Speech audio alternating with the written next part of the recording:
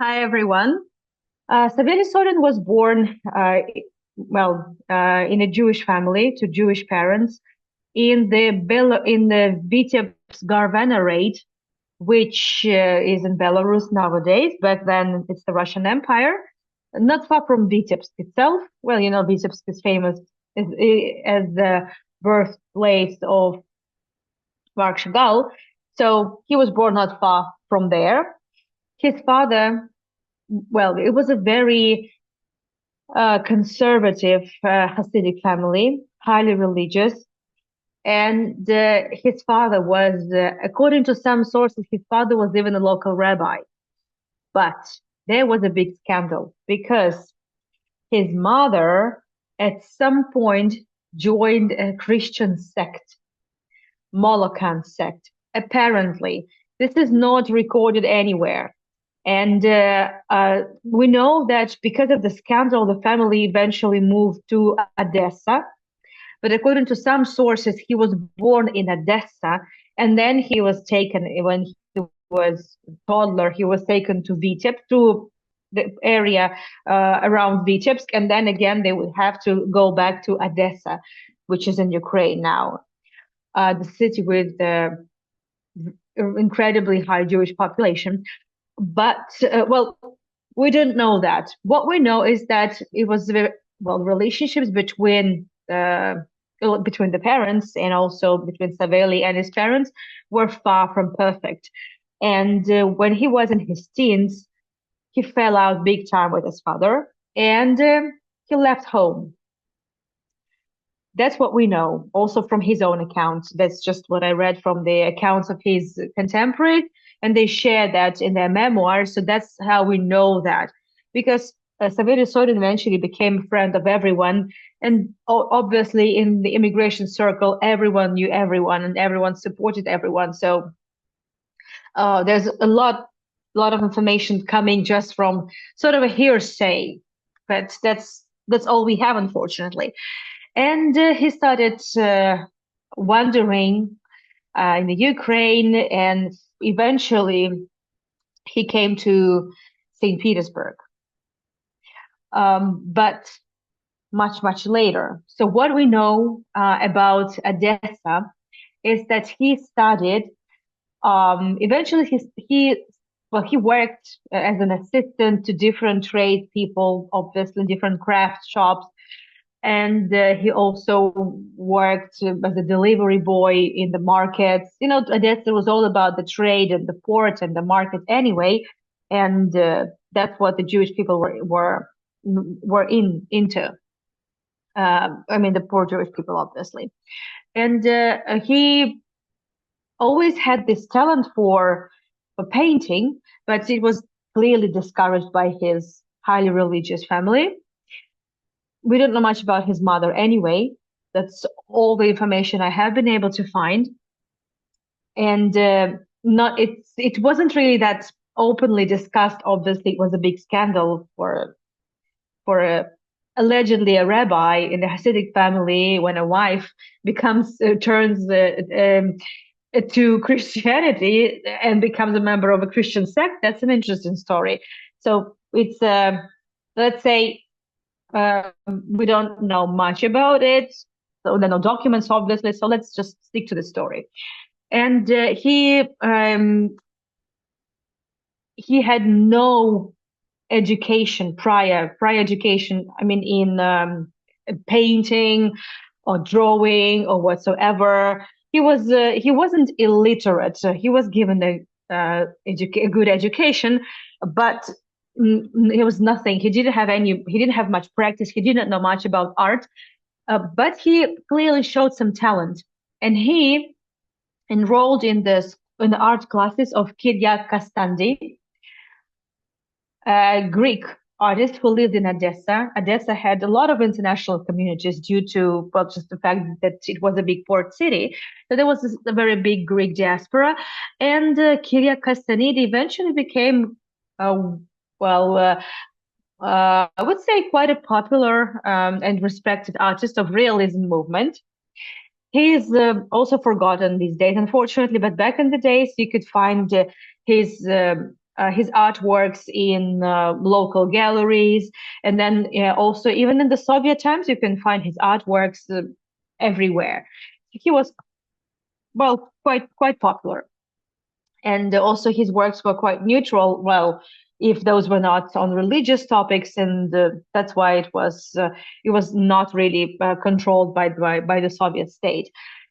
And um, I like his much later works because closer to the end of his life, he switched to some sort of little bit impressionistic works. This is realism, but I really like the way he worked with shade, with the light.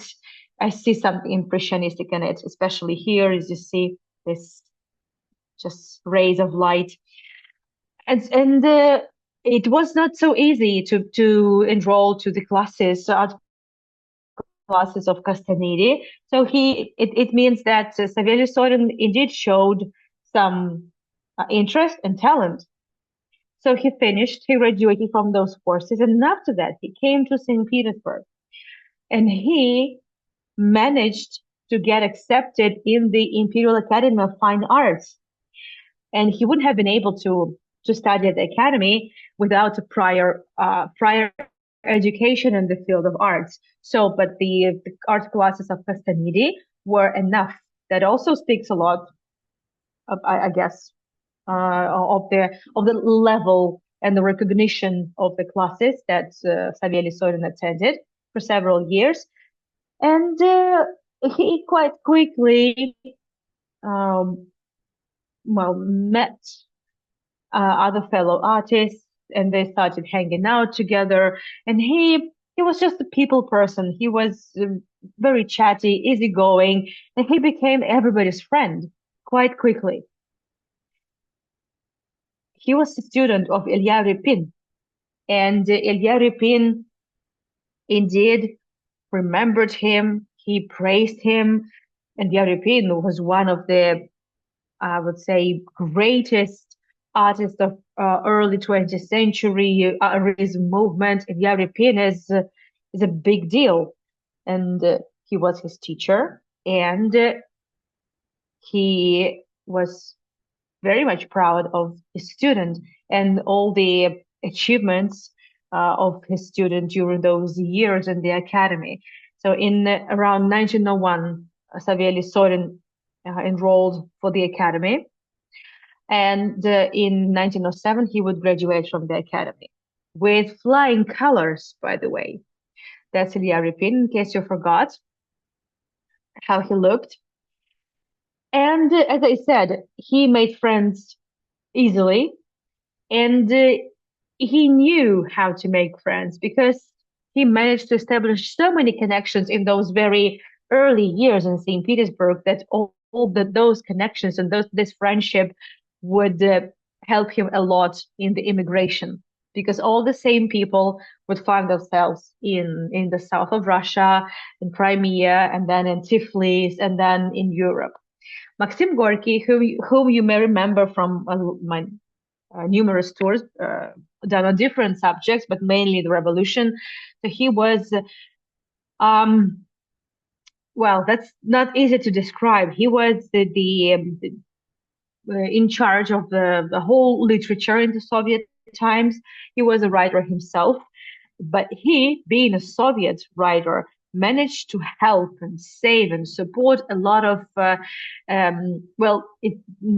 term dissident didn't really come up until the 1960s and 70s, but the dissidents of the silver period of Russian literature.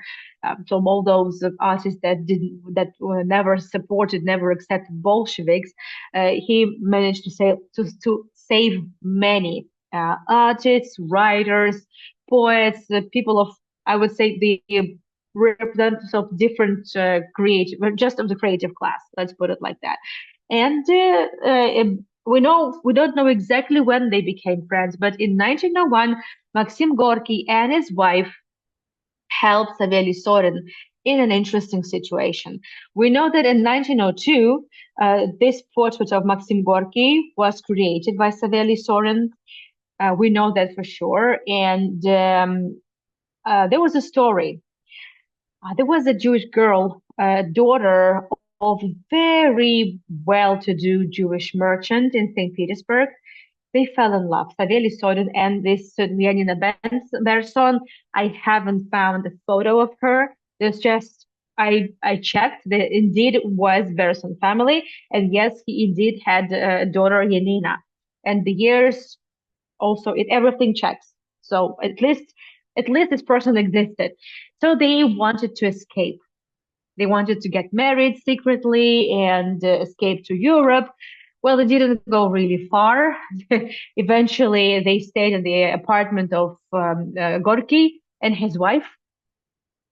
And well, several years later, a couple of years later, the girl would have to go back home.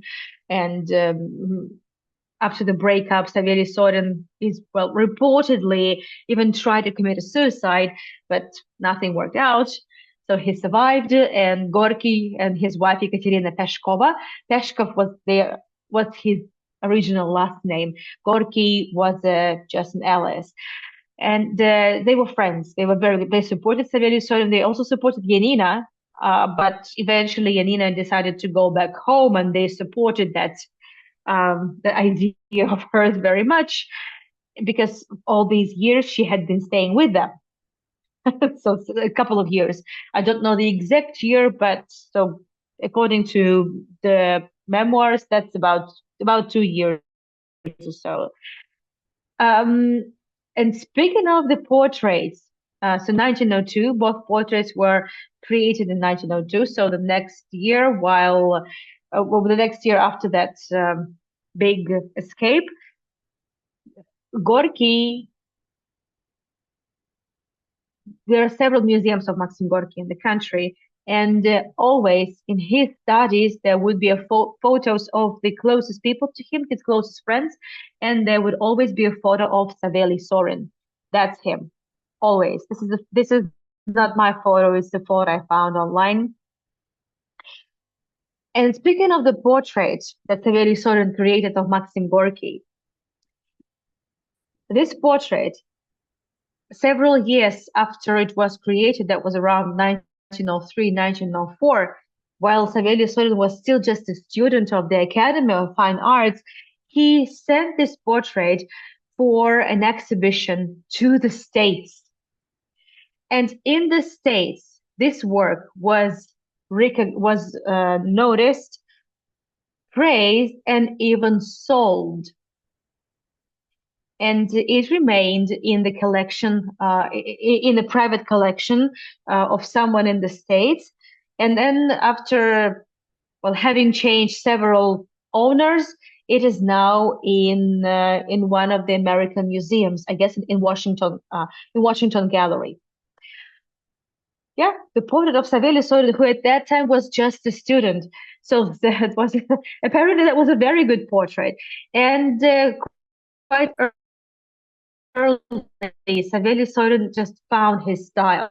Realized that exactly with thanks to the portraits of Maxim Gorky and his wife, he realized that portraits were his strongest suit, and that would eventually become his source of income, his bread and butter.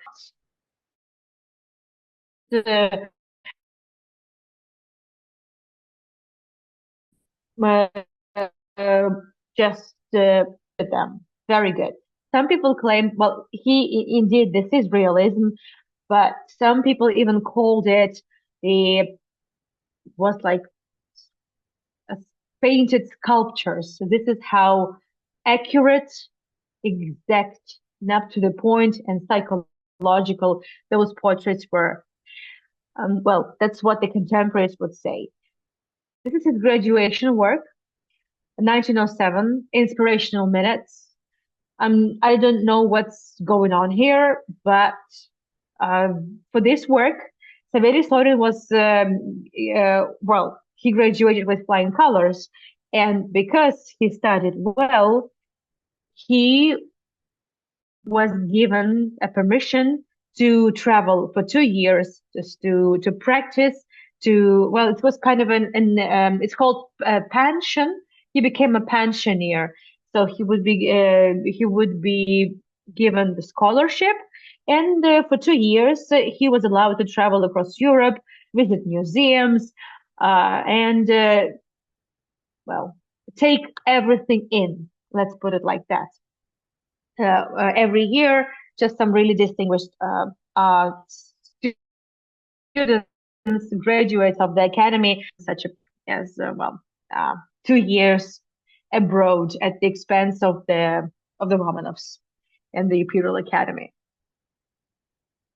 A very familiar face, right? Tamara Karsavina. What is she doing here? I just spoke about her yesterday and a week ago. One of the stars of the ballet seasons of Diaghilev. So in 1910, she became the well, let's say the prima of Diaghilev seasons, because Anna Pavlova had to leave the company for family matters, and Tamara Karsavina substituted her in every performance. And in 1910, Saveliy Sorin was in Europe, and he created one of the first portraits of Tamara Karsavina in the ballet Les Sylphates. That was the first ballet, so it was the first premiere for her after Anna Pavlova left. And she and Tamara Karsavina loved this portrait very much, very much. And later on in 1915, back in St. Petersburg, he would create another portrait. This is not an unfinished one, obviously, as you can see. It's dated 1915, but there's also a question because not all the works were dated, and sometimes it's specialists that try to date it. There was also some confusion in dating with regards to the works and also his biography. So we don't know much, unfortunately. What we know is that for several years, Saveliy Sorin traveled across Europe. He made even more friends. He met a lot of artists, and he established a lot of connections, which would also help him further on when he's back after the revolution. And when he returned, and he returned already with a great number of portraits of the stars of Diaghilev seasons and other contemporaries. And when he came back, he quite quickly he quite quickly became in demand, and Russian creative class would be reaching out to him, asking for a portrait. This is Anna Akhmatova, Russian poet. This is not portrait by Saveliy Sorin. That's by another artist, Petrov Vodkin. But I spoke about Anna Akhmatova as one of the greatest poets of the 20th century, who also, by the way, she was nominated for the Nobel Prize, but she never got it. In 1914, he created this lithography. It's the question whether there is the original, where there is a watercolor painting, or it was never created, but at least there is this graphic work. And after the creative class started reaching out to him, there would be also Russian nobility that would commission their portraits. Would be many. For example, the Countess Olga Orlova, Obolensky, Trubetskoy, Yusupovs. There are some portraits that are not attributed, but there is an understanding that who those could have been depicted on the portraits. In 1917, this portrait was already painted in the Crimea, because Well, after the February Revolution, it became clear to many people, especially the creative class, that things were not things were not okay, and people started moving away from Petrograd, St. Petersburg, for a number of reasons. Not even the political one, not at that point, because it was still not clear what would happen next. And after the revolution, immediately in March and April, well, it wasn't really clear. It was impossible to say, could predict, and even imagine that Bolsheviks would seize power at some point.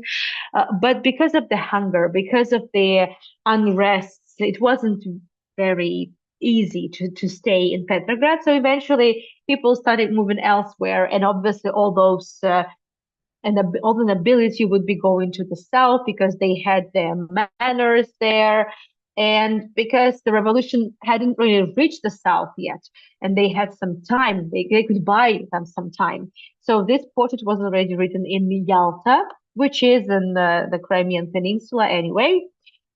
Um, this is where Sorin um, reunited with his old friend from the academy times, Sergei Sudeikin, who also worked with Sergei Diaghilev, and he also designed costumes for some of the performances of Diaghilev.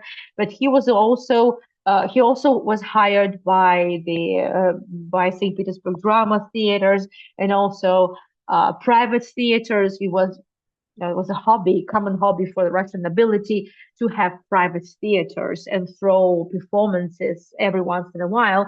And obviously, they would need costumes. They played it big. Uh, and Saveliy Sorin, uh, he was a bit provocative artist, as you can see. And if you're interested, you can look up for more quite, I would say, X-rated paintings by him and illustrations of all sorts. But I'm not providing them here because we had a tour about sex before. So let's talk about art. So today he was quite an interesting artist and quite a successful, and he gained recognition while still in St. Petersburg way before the revolution.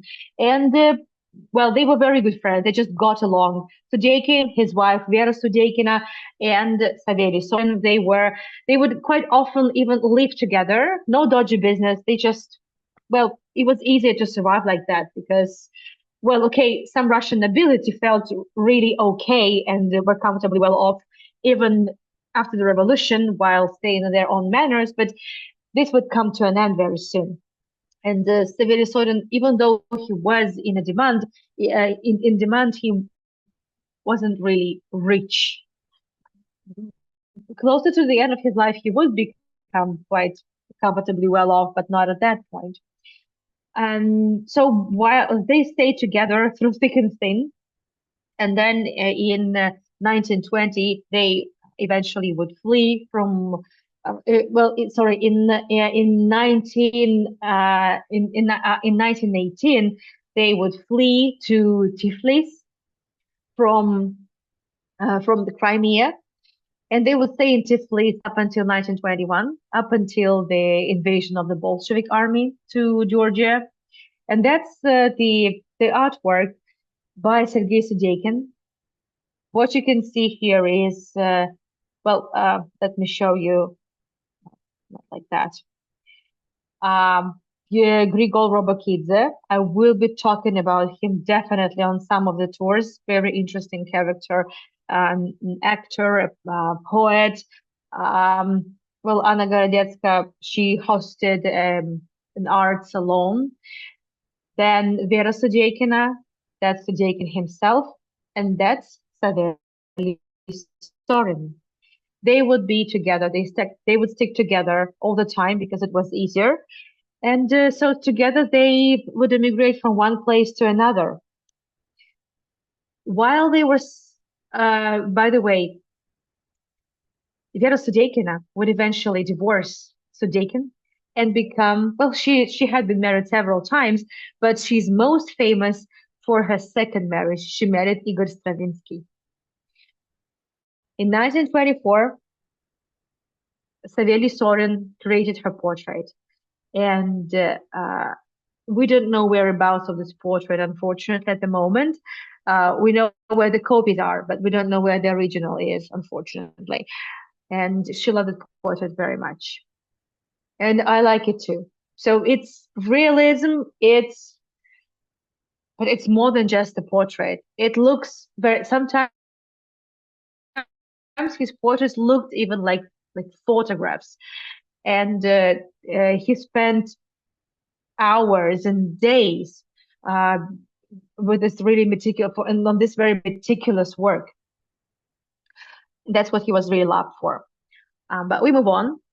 And while they were staying, from Yalta, from Crimea, they would flee to Tiflis. These are the views of Yalta, and which is a port town on the seashore. Well, a lovely place indeed. And from there, they went to Tiflis. I'm sure you can recognize some views of Tiflis, the old city of Tiflis and the Narikala fortress on the top.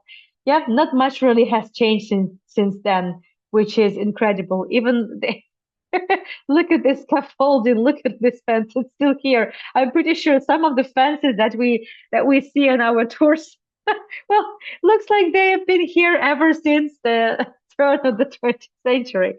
Who would have thought? So anyway, when they come to Tiflis, by that time, I would say the Russian Beaumont had already moved to Tiflis as well. That was the very common itinerary for many, many people. And Saveliy Sorin quite quickly found a job. First of all,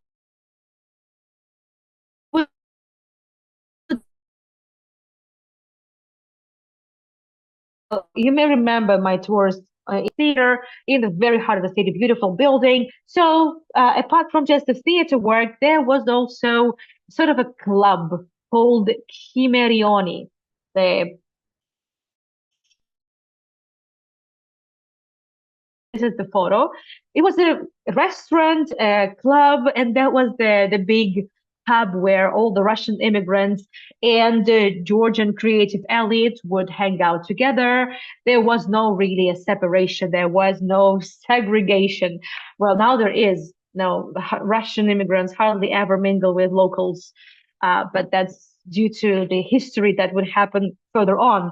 But at that point, Georgia is a democratic republic, which it would remain up until the Bolshevik invasion in 1921.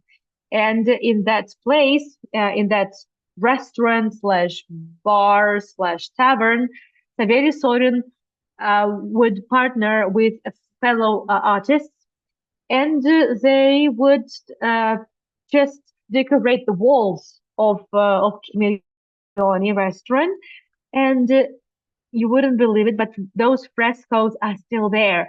They were discovered a few years ago under the layer of painting, and you can still see them. It's very hard to tell where exactly Saveliy Sorin's frescoes are. I guess it was just a collective work, and so there's no way to tell where his brush strokes are, but these frescoes are still there. In order to see them, however, you need to buy a ticket. You need to go to the performance because they are somewhere near the cloakroom. I'm definitely going there and definitely filming it for you. And while staying in Georgia, in Tiflis, Saveliy Sorin kept himself very busy because when the Russian nobility came, everyone would start just word of mouth.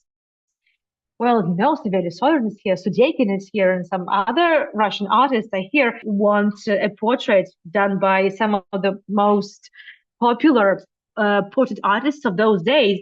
And Mary Shurashidze, who was considered, well, by the way, she was a lady in waiting to Alexandra Fedorovna, wife to Nicholas II.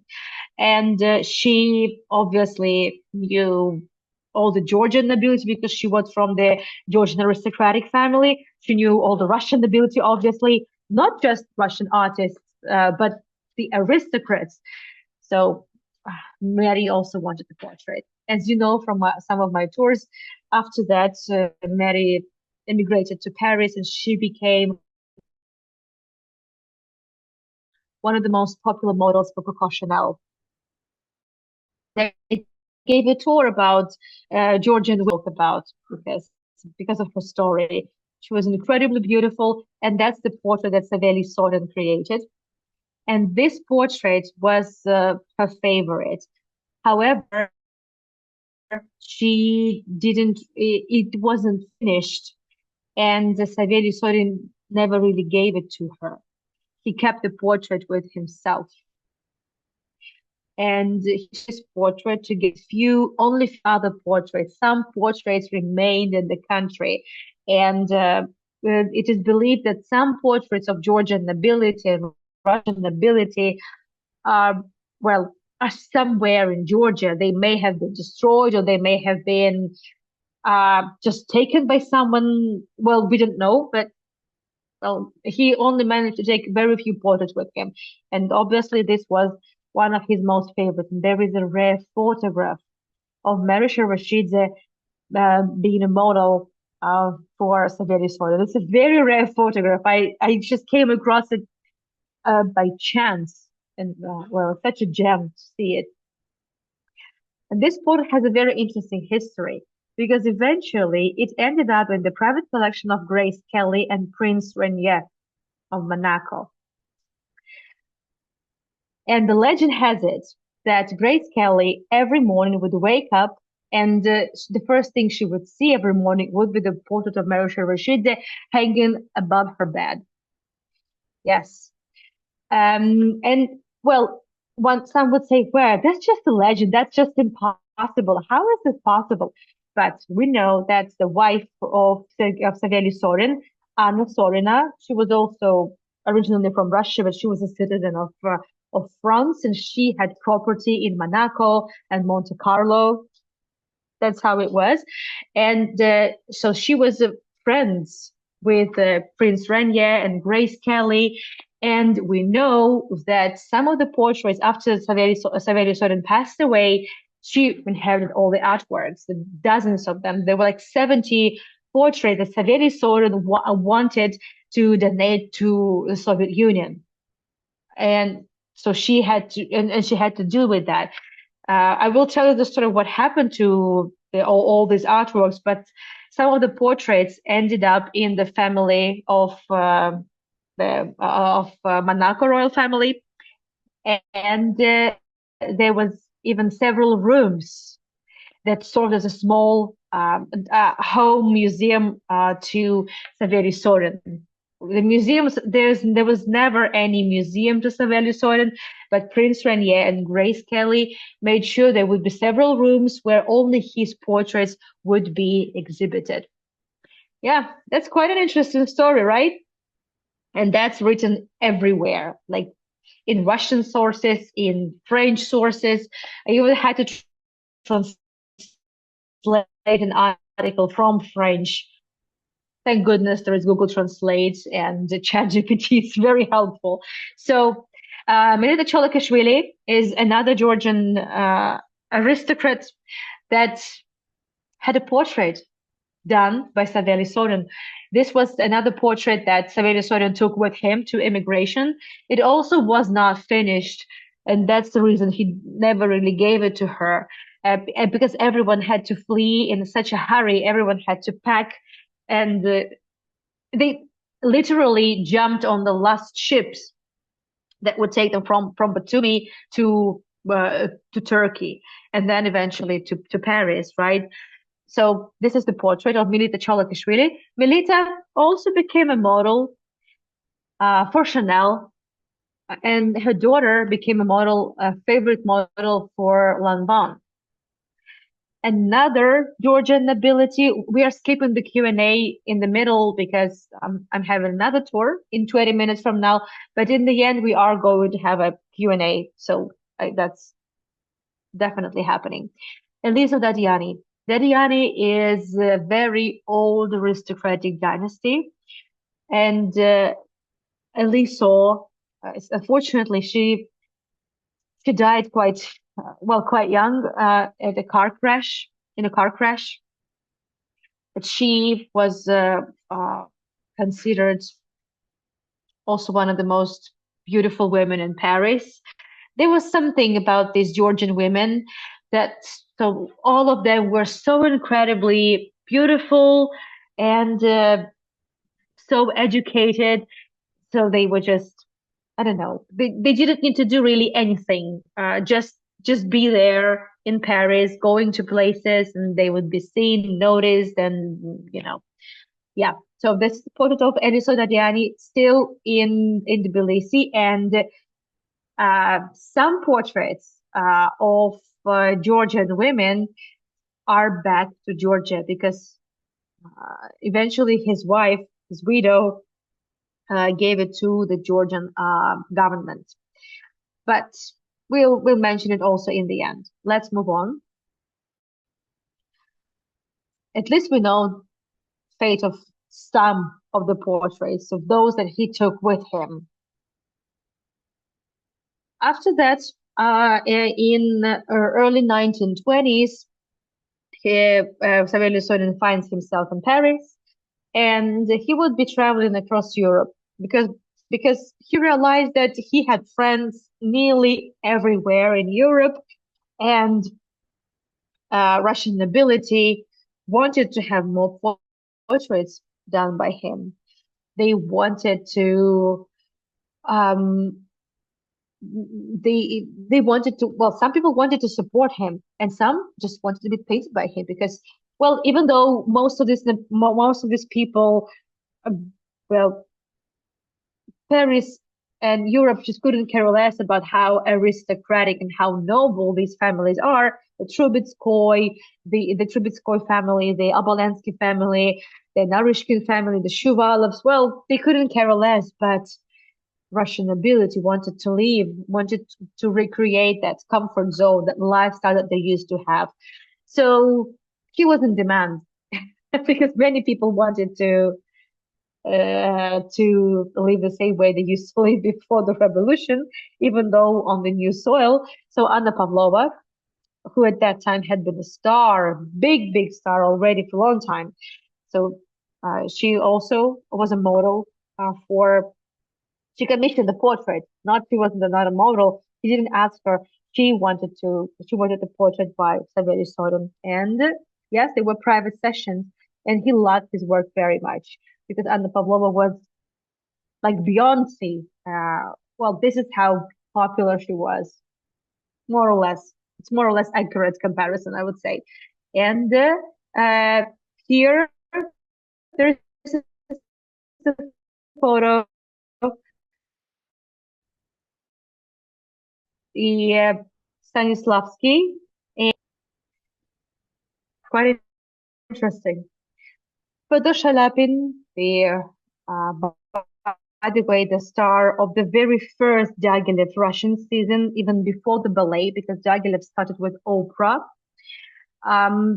It was the very first visit of the very first performances of Diaghilev before the ballets, 1908, and Shalapin became a star immediately. So Shalapin also had to flee. He immigrated, and he was a very good friend of Saveliy Sorin. So there are several portraits of Shalapin as well as Shalapin's daughter. I think I have a portrait of, I think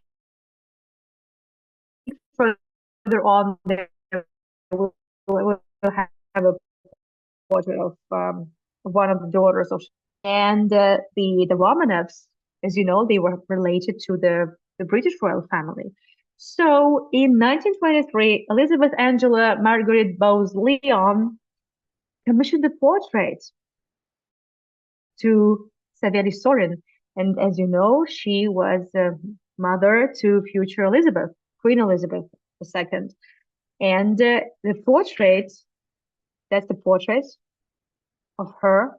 And much later, it was, I think, 1948, when Elizabeth, she was just the Princess Elizabeth at that time, also commissioned the portrait to Saveliy Sorin. And there are two portraits. They were private sessions, several sessions. He, Saveliy Sorin, just a Russian immigrant artist, got these commissions from the British royal family. And I was able to find the articles in I think 2019. I think in 2019, there was an exhibition in Queen's Gallery of different artworks related to the Romanovs, everything related to the Romanovs. It was a big, big exhibition. There was also Fabergé in there, portraits of the Russian monarchs, some Russian costumes and different items that used to belong to the Romanovs. And there were portraits of Elizabeth and Princess Elizabeth and her mother. This looks like a photograph to me. It looks almost like a photograph. This is not my photo. It's just a photo from some articles I was able to find online. That's quite interesting. So these portraits are in the gallery of the royal family. So one of some of the Russian nobility to speak about. So the Russian nobility managed to establish all sorts of connections with the royal courts of Europe and also rich families, not just in Europe, but also in the States. And yes, they knew Saveliy Sorin, and yes, this is how Saveliy Sorin eventually became incredibly popular in the States because well, while in Europe, little by little, this interest that was sparked up by the revolution, interest towards everything Russian, would start to dwindle closer to the 1930s. In the States, it would be different. It would still be, I would say, quite a thrilling subject for Russian nobility. And obviously, Saveliy Sorin, who knew everyone and created portraits of everyone, that was a big deal. So Prince Serge Obolensky is another aristocratic family. So he had his portrait in 1927. At that time, Obolensky was already living in the States. And, well, look at him. Look at the posture. Like everything screams at us, right? I am an aristocrat. I am so royal. I am so incredible, right? Like you can see that. You can easily see that, but I'm so. And Obolensky is known for many things, but mainly he's known for having married Ava Alice Muriel Astor, the famous Astor family, some of the richest families in the States. I'm not even going into details. I'm sure you're familiar with this name. Well, their marriage lasted for several years. Ava was known for, I don't know, multiple marriages. I lost count, like six marriages, even more than that. It looks like she even had more divorce than marriages, just from what I what I gather. And yes, when they married, it this was discussed in all the media for several weeks. That was an incredible marriage. It was just gorgeous looking, with lots of money, obviously. And yes, Ava Astor needed a portrait by Saveliy Sorin. And if Ava Astor had a portrait by Saveliy Sorin, everyone else had to have a portrait by Saveliy Sorin, right? Obviously. So this is how it started. But um, I'm just, well, I'm talking about the highlights. Saveliy Sorin will be off and on. So in the States, and then he would go back to Europe, and then again States, and again back Europe. So one of his visits to France, he was invited to Grasse. It's not far from Paris, to an estate of Ivan Bunin, the Nobel Prize laureate, and uh, well, they were on friendly terms with Bunin. However, Bunin at that time was living with his wife and also his muse. Yes, they were living, three of them together. I will be talking more in details about Bunin and his interest in menage a trois later on the tour on the Russian immigration in Paris. I haven't scheduled the next episode yet, but I will, trust me. So Galina Kuznetsova was the muse of Ivan Bunin, and Saveliy Sorin apparently fell in love with Galina Kuznetsova, but Bunin was also in love with Galina Kuznetsova. So there was a bit of a competition there. But Saveliy Sorin really wanted to have a portrait of Galina Kuznetsova, and Bunin, whenever she would be leaving for another session with Sorin, Bunin was just on edge.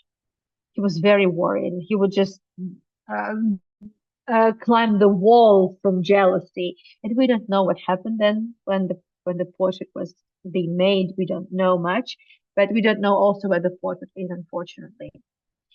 Yeah, Kuznetsov is a very interesting character. That's Ivan Bunin. And well, eventually that's by the way, Bunin, his wife, and Kuznetsova living in their house in Grass.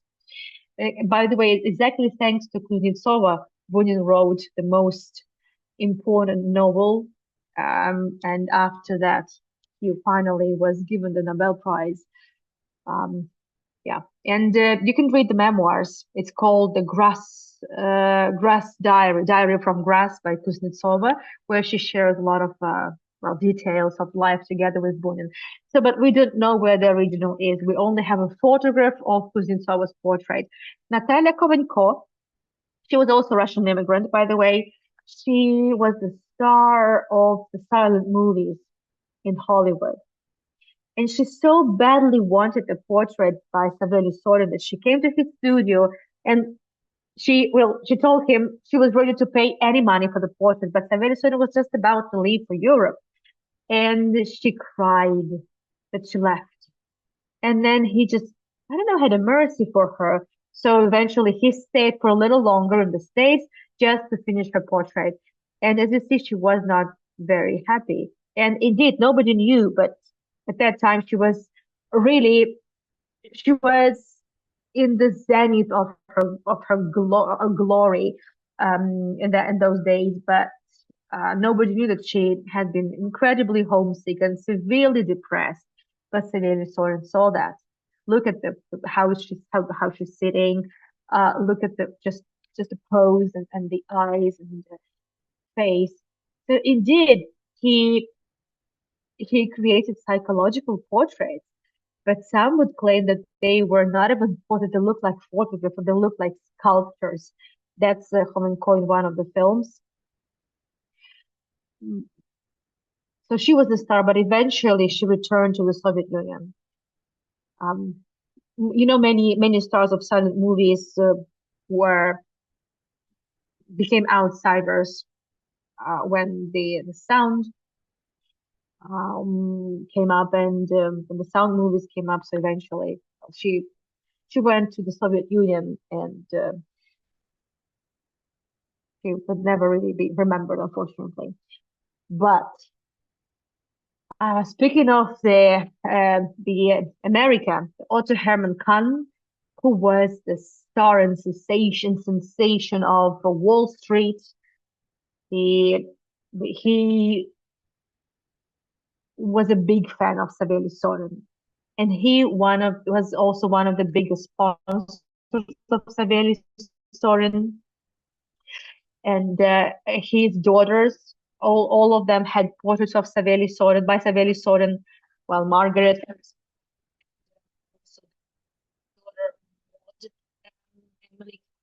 also married. She also became married in one of the marriages. So yes, the entire Khan family had portraits done by Saveliy Sorin. That's not him, but that's not his portrait. But next image is yeah.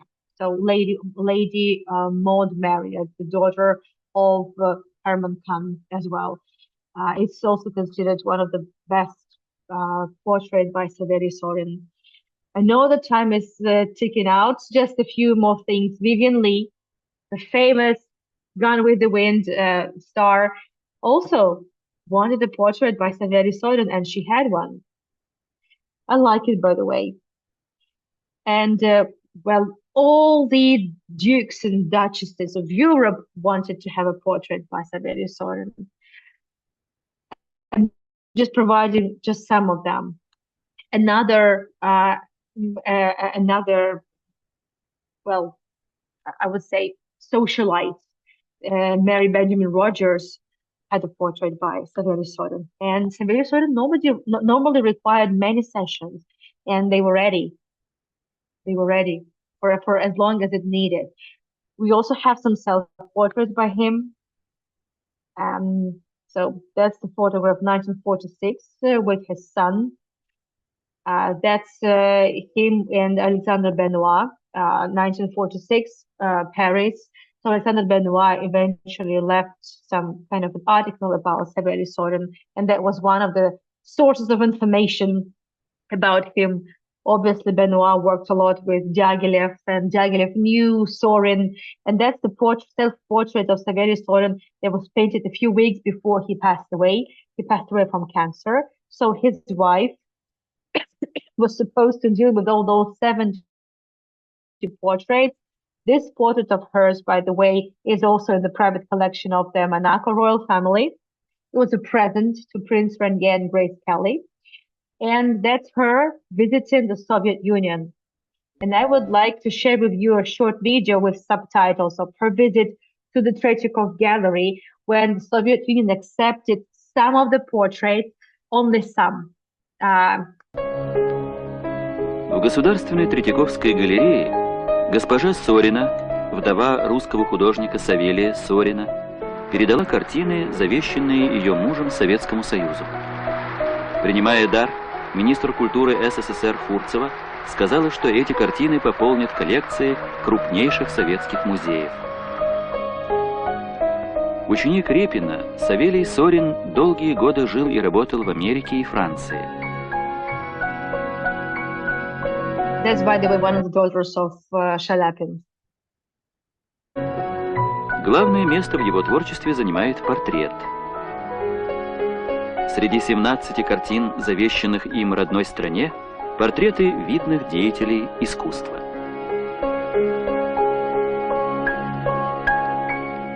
There actually were 70, but they only accepted 17. And the rest were given also to Georgian gallery, the portraits of Georgian nobility. And well, some were given to the Monaco royal family. And some are elsewhere. So I know I'm awfully late. Let's have a minute of the Q&A.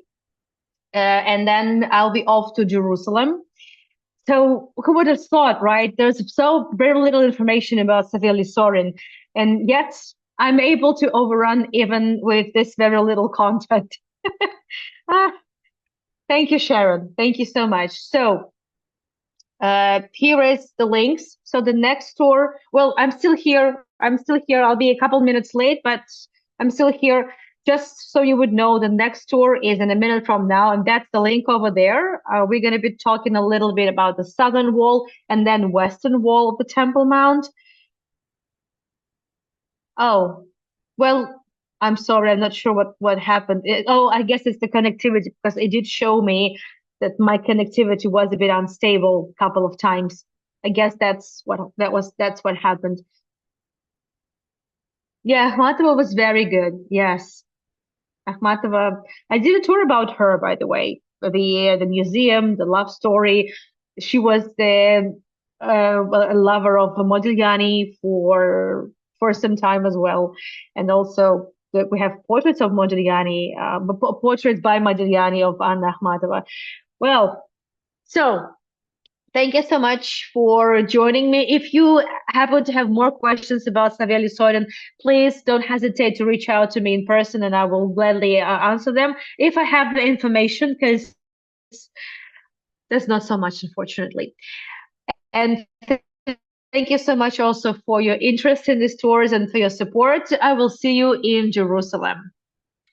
See you soon. Bye bye.